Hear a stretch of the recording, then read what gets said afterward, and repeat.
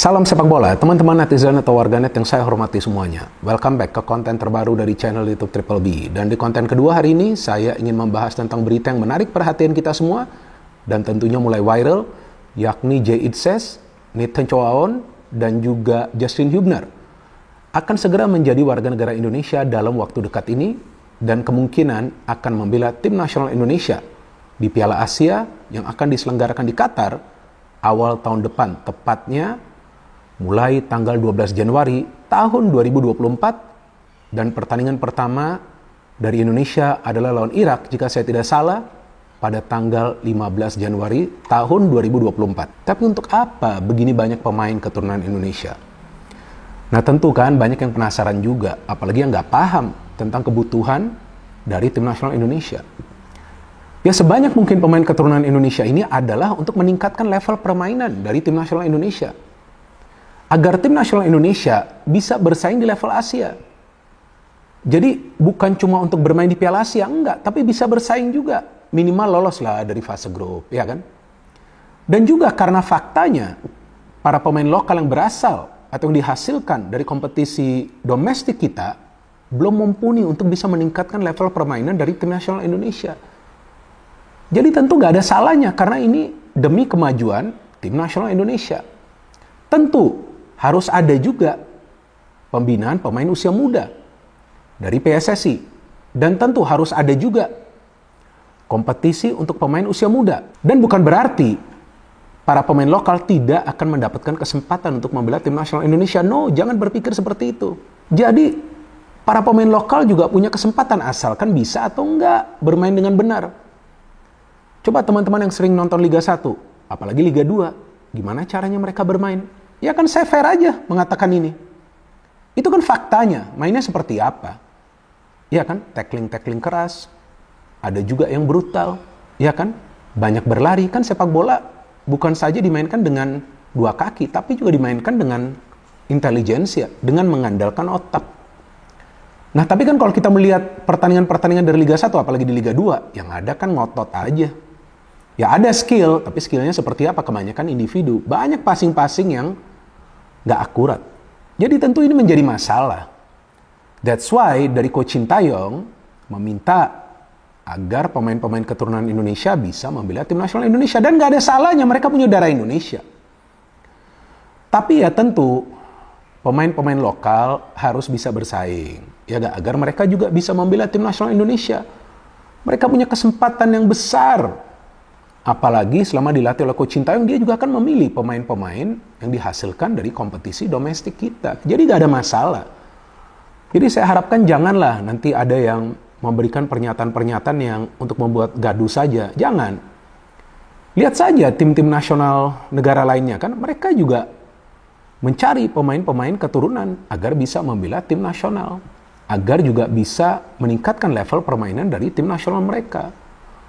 Dan yang dinaturalisasi pemain-pemain keturunan ini atau yang dipilih untuk menjadi WNI ya, seperti Justin Hubner kan bisa langsung ya menjadi WNI ya, adalah memang pemain-pemain yang sesuai dengan kebutuhan dari tim nasional Indonesia. Tapi nanti jika Coach Sintayong juga sudah tidak melatih tim nasional Indonesia, bukan berarti bahwa pelatih yang baru nanti masuk tidak akan memanggil pemain-pemain keturunan ini, karena mereka bermain di Eropa. Dan mereka adalah pemain yang reguler bermain bagi klubnya masing-masing. Jadi kan ini adalah plus point. Justin Hubner masuk loh ke dalam squad Wolves kan yang lawan Arsenal. Walaupun dia gak turun, tapi dia sudah masuk ke squad. Bangga dong kita. Elkan Baggett kalau nggak salah ada cetak gol ya. Di pertandingan, cetak gol atau nggak, lupa saya. Kayaknya di pertandingan Piala Liga Inggris ya, sudah lupa saya. Ya pokoknya Elkan Baggett ini kan juga sekarang sudah mulai diberikan kepercayaan ya di Ipswich Town ya. Jadi ya bagus kan, dan sekarang ada berapa pemain keturunan Indonesia yang akan atau yang sudah membela tim nasional Indonesia? Kita hitung ya teman-teman. Elkan Baggett, Sandy Walsh, Jordi Amat. Kalau saya kurang menyebut nama pemain, nah kalian nanti bisa menambahkan di kolom komentar di bawah konten ini. Nah, saya sudah lupa nih. Elkan Baggett, Sandy Walsh, Jordi Amat, Shane Patinama, Justin Hubner, kemudian Ivar Jenner, Rafael Struijk, kemudian siapa lagi? Jay Itzes, Nathan Choaon, ya kan ini 9 ya. Terus nanti tahun depan juga akan dinaturalisasi Ragnar Oratmangun, karena kan dokumentasinya katanya belum lengkap ya. Ini urusan administrasi ya. Jadi nanti akan ada 10. Ya, plus Maklok yang kita tahu pemain asing yang dinaturalisasi. Jadi ini kalau nanti Ragnar juga telah dinaturalisasi, total akan ada 11. Nah, ini artinya apa? Sudah ada starting 11, tapi kita tahu kan banyak pemain yang bermain di lini pertahanan. Nah, mungkin teman-teman bingung, kenapa sih banyak pemain yang bermain di lini pertahanan? Ya gak masalah juga. Karena kan belum tentu semua pemain ini akan bisa nanti membela tim nasional Indonesia ketika ada event yang memang bukan merupakan agenda atau tidak masuk kalender FIFA. Jadi gak ada masalah. Atau nanti jika ada pemain yang cedera, karena akan ada pemain lain yang bisa masuk membela timnas Indonesia. Dan bisa juga nanti akan ada penjaga gawang yang dipilih. Dan gak ada masalah. Dan mungkin juga nanti akan ada 12-15 pemain keturunan Indonesia. Dan saya pikir siapapun pelatih yang akan melatih tim nasional Indonesia akan profesional. Bukan serta-merta memainkan mereka semua. Enggak, harus tunjukin kualitas dong. Kalau enggak, ya gimana caranya timnas kita akan bisa maju? Kalau yang adanya like or dislike, enggak ada seperti itu. Lihat saja tuh Coach Sintayong, dia ngelihat siapa pemain yang berkembang di liga domestik seperti Wahyu Pras, ya kan dipanggil, ada aja. Jadi gak perlu khawatir ya. Dan juga jangan kita sampai ada pro kontra. Enggak, kita dukung saja kemajuan dari timnas Indonesia. Nah, Justin Hubner ini kan adalah pemain yang penting ya teman-teman, walaupun saya nggak tahu juga nih nanti dia akan bermain untuk timnas senior atau enggak ya di Piala Asia awal tahun depan, tapi bisa juga nanti dia dipanggil. Tapi ya ini pemain yang kalau saya ngelihat seperti Sergio Ramos. Wah, jangan main-main sama pemain ini.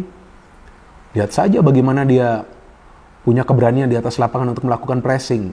Kemudian Ivar Jenner, ngeri kan passing-passingnya.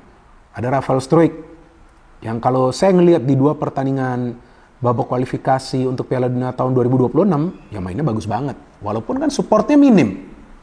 Iya dong, dan kita tahu ini kan masih tahap awal ya bagi mayoritas pemain-pemain keturunan Indonesia. Mereka belum terbentuk chemistry-nya dengan pemain-pemain lokal kita, jadi akan butuh waktu.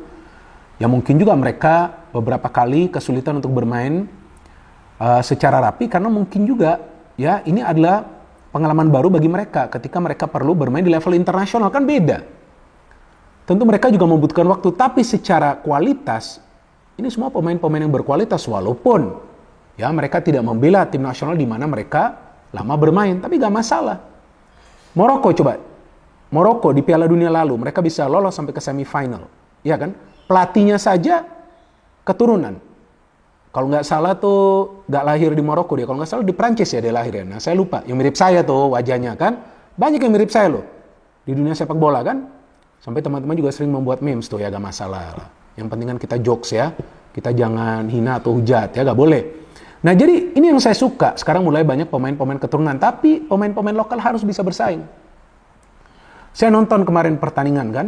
Semalam ya. Persib versus PSM Makassar. Banyak sekali para pemain yang salah passing. Nah gimana caranya mereka mau bermain di level internasional kalau di liga domestik aja salah passing? Tackling aja keras-keras. Kan nggak bisa seperti itu. That's why ini adalah sesuai dengan kebutuhan. Kalau PSSI tidak bergerak untuk mencari pemain-pemain keturunan Indonesia, bagaimana caranya timnas Indonesia itu akan bersaing di level Asia? Gak akan bisa. Udahlah, dan kita jangan lihat timnas Vietnam, timnas Thailand, enggak. Kita fokus ke timnas kita sendiri. Jadi jangan ngelihat, oh Vietnam nih nggak pakai pemain keturunan, kayaknya ada dia. Satu ya, kalau nggak salah ada tuh mereka satu, dan rencananya mereka akan cari juga. Tapi kita jangan lihat ke sana.